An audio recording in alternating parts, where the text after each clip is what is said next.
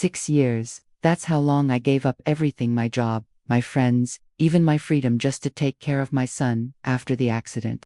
I told myself that's what love is, that being a good mom meant giving up pieces of myself. Every morning was the same. I'd stand in the kitchen, frying eggs until the edges bubbled, flipping turkey sausage, pouring his protein shake, always the same. Always for Ryan. My body moved out of habit, like I'd done it 1,000 times before. And maybe I had. 6 years since the night the hospital called. 6 years since I saw him hooked up to machines. 6 years since I walked away from my old life and into this one. From down the hall, his voice cut through the quiet. Mom, did you put the extra scoop of protein this time? I swallowed hard and yelled back, yes, Ryan, I always do. I set his breakfast on a tray, wiped the sweat off my forehead, and carried it to his room. The sunlight coming through the blinds painted lines across the counter. Funny, I used to love mornings. Coffee by the window, texting friends about brunch plans. Now mornings just felt like a race I never signed up for. When I walked into his room, Ryan was already propped up against his pillow, scrolling on his phone. His wheelchair sat beside the bed like a reminder of everything we lost that night. I placed the tray on his lap. He didn't look up. You didn't burn the eggs this time, did you? The words stung, though I forced a smile and said, no, they're fine. He ate without saying thank you, his thumbs flying across the screen, probably on TikTok again. He laughed at videos while I ran the house like a one-woman staff. I leaned over to adjust his blanket, my back screaming from years of lifting, pushing, bending. People call it dead weight when someone can't move. I'd learned every trick to keep from hurting myself, but the truth is, I cried in the bathroom many nights with heat packs on my shoulders, whispering prayers for the pain to stop before morning came. Still, I never let him see. I told myself, this is what moms do. Mom, grab my charger, he said, without even glancing up. I plugged it in for him. Not a smile, not a word of thanks. After he ate, I cleaned the dishes, packed his shake, and checked the folder with all his medical papers. I never messed up. I couldn't afford to. By 9, I was already tired, but there was no time to rest. We had physical therapy at 10. When I walked back into the room, Ryan complained that I was taking too long. I almost laughed. He hated being late, as if I wasn't the one dragging us both through this routine every single day. His body felt heavy when I lifted him into the chair, the pain shooting up my spine, but I smiled, because I always smiled, even when all I wanted to do was scream. We drove in silence. Ryan talked about TikTok trends, laughing like nothing had ever happened. Like my life hadn't turned into full-time work without pay or thanks. My hands gripped the steering wheel tighter, and I kept repeating to myself, just get through the day. The hospital smelled like lemon cleaner and burnt coffee. I carried his smoothie in one hand and the cooler bag in the other, careful not to spill. Yesterday he complained it wasn't cold enough, so I'd even stopped for extra ice. Anything to keep him happy. Then, as I walked down the hall, I heard something I wasn't meant to hear. His laughter. Laughter echoed from the courtyard near the therapy wing. At first, it warmed my heart. Ryan hadn't laughed like that in years. For a moment, it sounded like my boy again. But then I caught his words. Why would I pay for a nurse when I've already got a maid for free? I froze. My ears rang. Did I hear that right? Another boy laughed and asked, what do you mean? Ryan's voice came back sharp, clear. My mom, she does everything: laundry, cleaning, cooking, all of it, for nothing. She owes me. I didn't ask to end up like this. My chest sank like someone had punched me. My grip on the smoothie cup tightened until the plastic cracked in my hand. The boy chuckled. Damn, that's lucky. Ryan snorted. Lucky, please. I locked her in early. She's not going anywhere, and if she tries, I'll just cry on TikTok. People eat that stuff up. Instant sympathy. She wouldn't dare leave me. The world tilted under me. My stomach turned. Heavy, hard, like a stone. For 6 years, I gave up everything: my job, my friends, even myself, and this was how he saw me. Not as his mom, not as the person who saved him, but as a servant, a tool. The smoothie slipped from my hands and exploded on the floor. Strawberry shakes splattered across the tile, splashing onto my shoes. Pink streaks ran toward the drain like blood. Nobody noticed. They just kept laughing. I crouched down, pulling napkins from my bag, my hands shaking so badly I could barely wipe the mess. Every swipe felt heavier. like I was cleaning away the last pieces of love I had left for him. Inside, my thoughts screamed, how could he say that? How could my own son humiliate me like this? I stayed hidden behind a pillar until their voices faded. Then, I stood, knees weak, and walked back inside. Ryan was in his room, grinning at his phone, like nothing had happened. Where's my shake? He asked, eyes never leaving the screen. It spilled, I whispered, swallowing the lump in my throat. He sighed, loud and annoyed. Seriously, Mom? You can't even carry a drink without messing it up. Something inside me cracked. A deep break, the kind you don't come back from. I wanted to scream, do you even know what I've done for you? But the words jammed in my throat. Instead, I smiled weakly and said, I'll get another one tomorrow. He shrugged, still scrolling, not even glancing at me. No thanks, no recognition, nothing. The drive home was silent.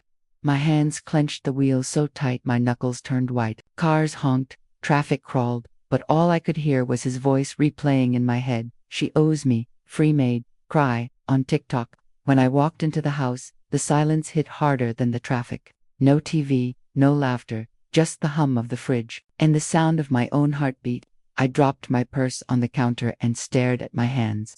They were raw from scrubbing the hospital floor, still smelling faintly of disinfectant and shrubbery. I sat at the kitchen table, the same table where I had spoon-fed him soup, the same table where I filled out insurance forms at midnight, whispering to myself that love was enough. But tonight, love felt like a joke. My mind whispered, he doesn't see you as a mother. He sees you as labor, as a thing.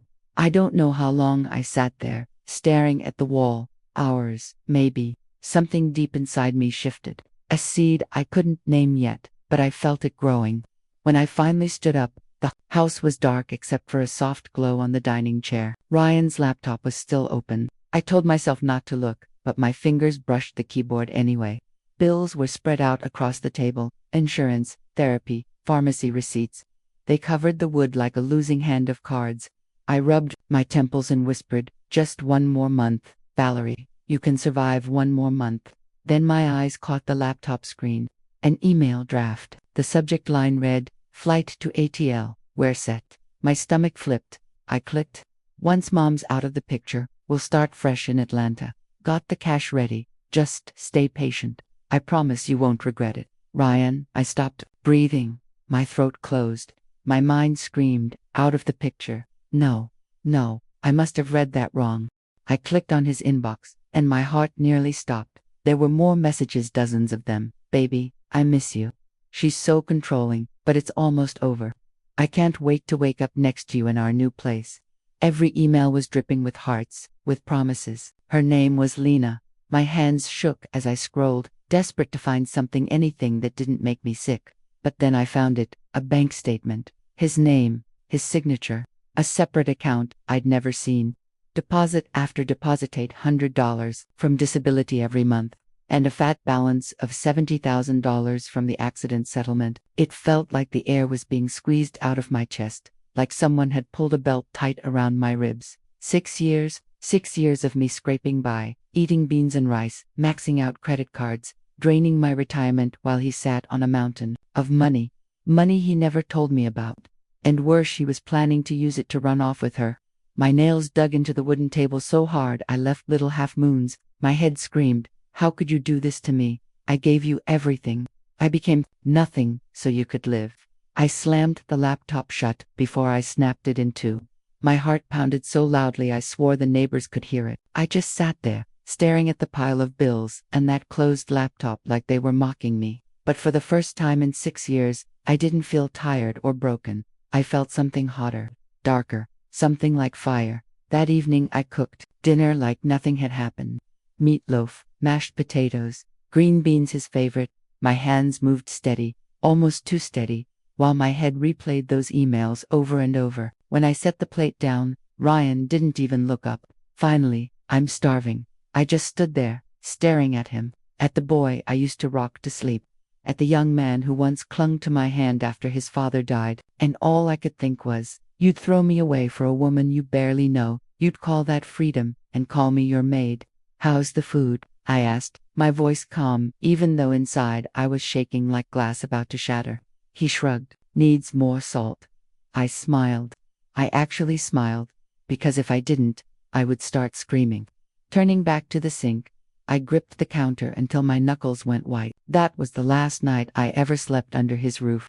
At 1:57 a.m., I sat in the hallway clutching my phone. My heart pounded like I was about to commit a crime. Maybe leaving your own child does feel like a crime, even when that child has already betrayed you in ways you never imagined. My fingers trembled as I called Mia. She answered on the second ring, her voice thick with sleep but sharp the second she heard me. Val, what's wrong?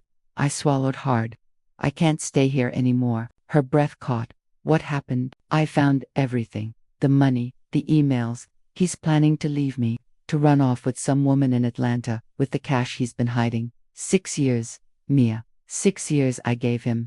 My voice cracked. Her words came back low and firm, laced with anger. Val, pack your things right now, tonight, before he drains the last piece of you. I don't even know where to start, I whispered, my hands shaking so badly I nearly dropped the phone. Start with yourself, she said firmly. I'll get the guest room ready. Just come. I hung up and stood in the hallway, staring at Ryan's closed door. His soft snores drifted through the wood. For a moment, I almost turned back, almost convinced myself to wait. But then I remembered his voice in the courtyard. She's my maid for free. That was enough. I slipped into my room and opened the closet. The hangers screeched softly as I pulled clothes down and folded them into a suitcase with stiff, mechanical hands. Jeans, blouses, the cardigan my sister gave me for Christmas. Then my breath caught as I reached the top shelf and pulled down. A photo box Ryan as a baby, grinning with mashed bananas on his cheeks. Ryan, at graduation, arms wrapped around me like I was his whole world. I pressed the lid shut. Not anymore, I whispered. 2 suitcases. That was all I took from a life I had built for decades. In the kitchen, I grabbed an old grocery list and scribbled a note. Ryan, you're covered at the rehab center. The numbers are on the fridge. Take care of yourself. I slid it under the salt shaker and forced myself not to look back as I walked out the door. The night air was sharp against my face, but for the first time in years, I could breathe. My car keys jingled in my hand like a victory bell. As I pulled out of the driveway, the house loomed in the rearview mirror, a dark shape built out of sacrifice. I didn't cry, not yet. Mia's porch light was glowing when I arrived. She opened the door before I could even knock and pulled me into her arms. Her hug was so tight it cracked something inside me. You're safe now, she whispered. I wanted to believe Mia when she said I was safe. That first night in her guest room felt strange, like I was sleeping in someone else's skin. The bed smelled faintly of lavender and old books. No midnight calls, no Ryan shouting my name. Just silence heavy and unfamiliar, till I finally drifted off. When sunlight poured through the curtains the next morning, I didn't leap out of bed to check on anyone. For the first time in 6 years, the day belonged to me.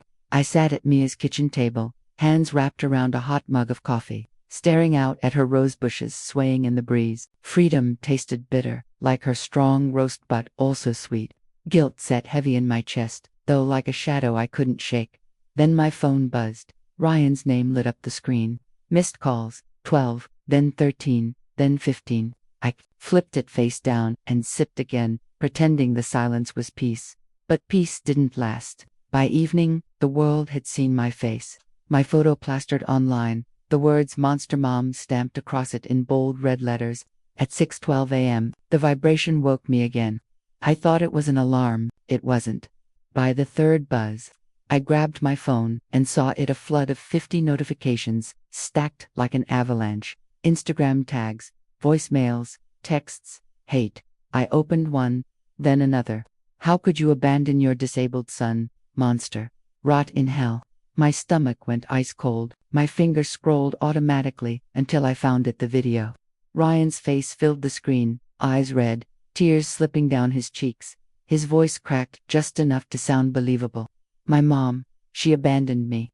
After everything, she left me to rot in a rehab center like I'm nothing. Please share this so no one else has to suffer like me. The video cut to his empty wheelchair by a window. Sad piano music swelled. 3 million views. Hundreds of thousands of shares. Oh my God, I whispered, clutching the phone like it was burning me. Mia stumbled into the kitchen, hair messy, rubbing her eyes. Val, what happened? shoved the phone at her. She watched 10 seconds before slamming it down on the counter. That little, she stopped herself, fists on her hips. Valerie, don't you dare cry over this. But I already was. Tears rolled down my face in hot, silent rivers. Everyone thinks I'm a monster. Mia, look at these comments. They think I abandoned my own son. Mia grabbed my shoulders, forcing me to meet her eyes. Listen to me. You didn't abandon him. You survived him. There's a difference. I wanted to believe her, but the phone kept buzzing, faster now, like a heartbeat I couldn't control. My inbox filled with hate. Then a message popped up on Messenger. If you don't go back to your son, someone should teach you a lesson. My knees buckled. There, threatening me now, Mia's jaw clenched tight. Enough. We're done playing nice. Call Camila, I croaked. Camila Ross, top family law attorney in the state, specializes in caregiver exploitation. She was already dialing. I've seen her eat men like Ryan for breakfast. Half an hour later, Camila's face filled the video screen. Sleek black hair, sharp black suit, eyes like cold steel. Valerie, she said crisply, Mia told me everything, but I need proof. I hesitated, then pulled Ryan's laptop from my bag, the one I'd carried out of that house like a stolen treasure. My heart pounded as I clicked open his folders, emails, and bank statements flashing across the screen. Camila, I whispered, tilting the camera. Is this enough? Her lips curved into something close to a smile. Oh, it's more than enough. She leaned closer. Forgery on a joint account. Unauthorized withdrawals, $12,000. Transfers to Lena. This is your smoking gun. I gripped the counter until my knuckles turned white. He stole from me. Camila's voice sharpened. Not just stole. He lied. He plotted. And now he's defaming you in front of millions. Valerie, this isn't just emotional abuse. This is financial fraud. And it's time to fight. For the first time since this nightmare began, something shifted inside me. The panic was still crawling under my skin, but now it had claws. I looked at Mia. She nodded, her eyes blazing. Let's burn his pity party to the ground. I wiped my tears and straightened. My voice was steady. Do it, Camila. Whatever it takes. She smiled like a wolf. Oh, I will. Ryan thought he could win by going public. I clenched my fists, my whole body humming with rage and purpose. He forgot one thing, I said softly. I have receipts. The courtroom bench was cold under my hands. I gripped it so hard my knuckles ached. My heart thudded against my ribs like a drum, each beat echoing through the room. Across from me, Ryan sat in his wheelchair, head bowed, a neat blanket folded across his legs.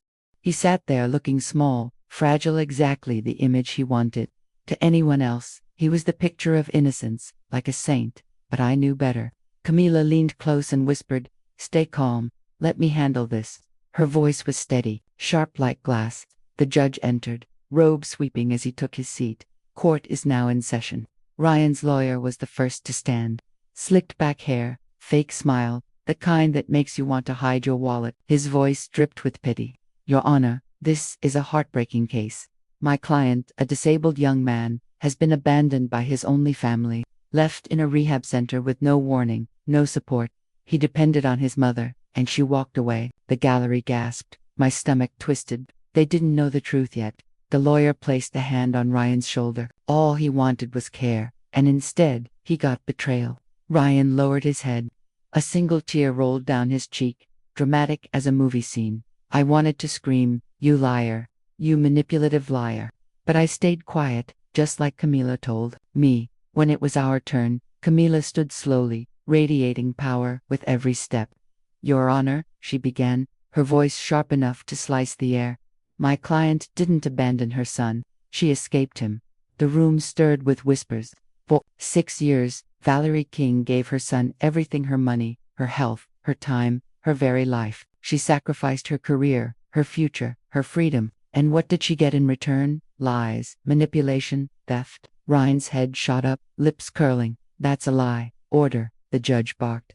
Camila didn't flinch. She lifted a thick folder and held it up. "Bank statements," she announced. $12,000 gone. Forged signatures. Money funneled to a woman named Lena. She handed the evidence to the clerk, then slid across a stack of printed emails. Promises of a new life, written to Lena, all funded with my client's money after plotting to push her aside. The gasps were louder this time. The judge leaned forward, scanning the papers. Ryan's lawyer stammered, "Those are private, not when they prove fraud." Camila cut him off, her voice like ice. Ryan's face turned beet red. I was lonely. You deserved honesty." Camila snapped. "Not theft, not deceit." The judge looked up slowly. "Mr. King, did you refer to your mother as your maid?" Ryan's eyes darted nervously. I was joking." The judge turned to me. "Mrs. King, do you believe your son treated you fairly?"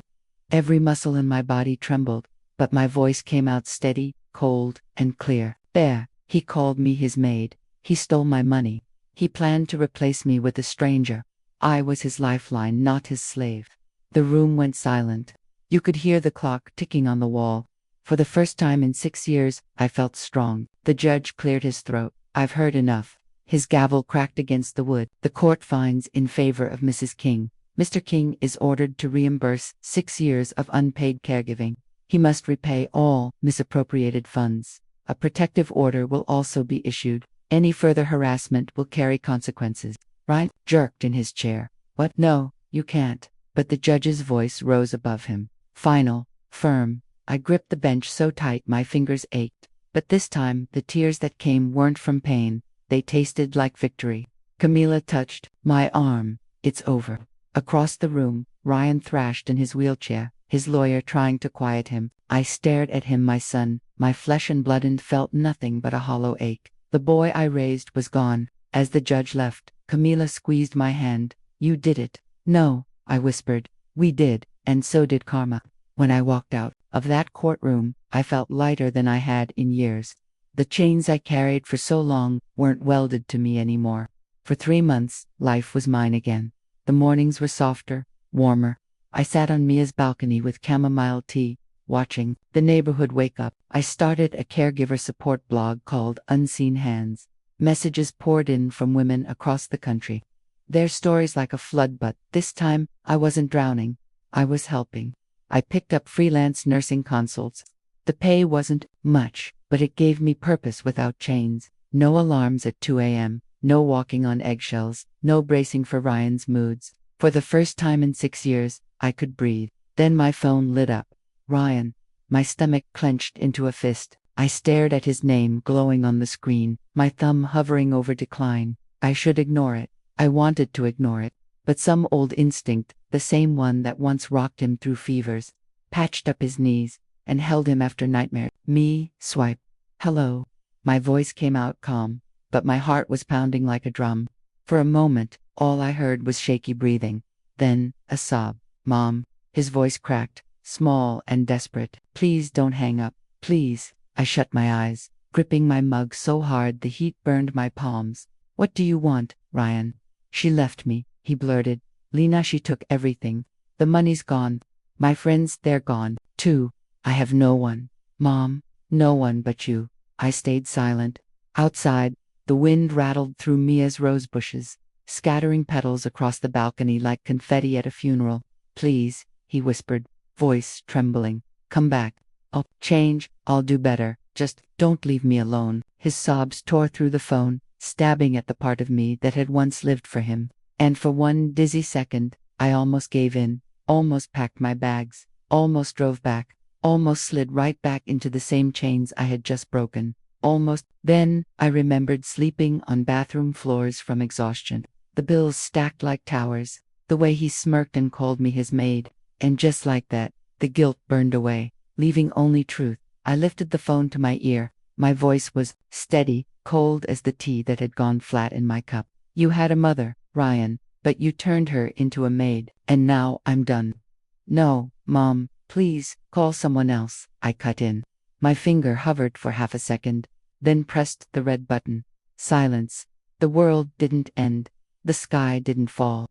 The only sound was my own breath and the soft whisper of petals sliding across the balcony floor. And then the tears came. Not for him, for me, for the woman I used to be, for the years I'd lost, for the life I was finally claiming back. I set the phone down and stepped into the sunlight.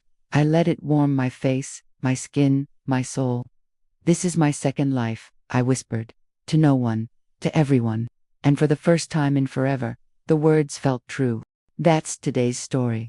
If it touched you, leave a like and subscribe. And don't forget, share your own life lesson in the comments below.